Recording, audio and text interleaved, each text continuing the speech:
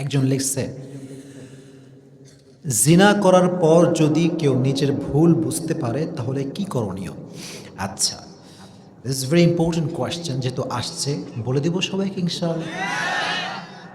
মনে রাখবেন, মুত্তাকি বান্দার গুণ এটা নয় যে সে ভুল করবে না।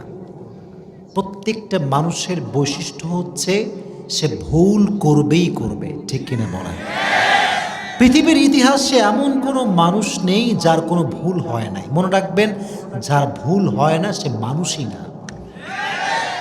হাদিস থেকে বলছি, ইবনে মাজাহ এবং তিরমিজির বর্ণনা, عن أنس بن مالك رضي الله تعالى عنه أنه قال قال رسول الله صلى الله عليه وسلم كل بني آدم خطاء وخير الخطائين التوابون।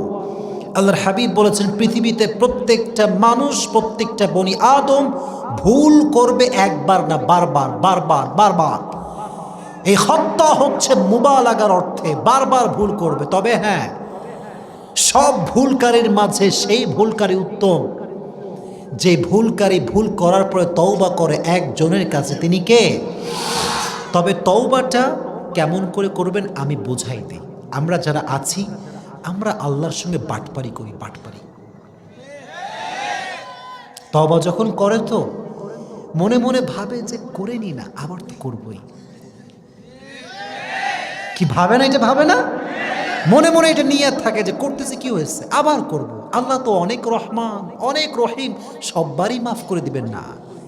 এটা শয়তান ইবলিসের ধোঁকা ছাড়া আর কিছু হতে পারে না। তওবা কাদের জন্য নয়? 4 পারার 19 পৃষ্ঠার একদম শেষের দিকে আছে, আল্লাহ তাআলা বলেছেন তওবা তাদের জন্য নয় যারা বারবার বারবার বারবার ইচ্ছা করে গুনাহ করে। তওবা তাদের জন্য নয়। দ্যাট মিন্স বোঝা গেল, তওবা করলে ভেতরে এই নিয়ত রাখা যাবে না যে আবার আবার। তওবা ইজ নট ফর ইউ।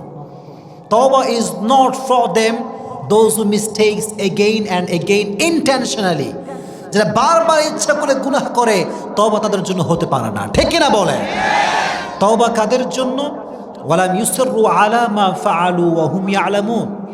যারা তওবা করে, তওবার পরে after repentance they will never repeat that mistake in their life again. তওবা করে ফেলছে, আমি আল্লাহ করব না, this is last and final. শেষ, এখানেই ম্যাটার ক্লোজ। আর জীবনেও এই গুনাহের আমরা আশেপাশেও যাব।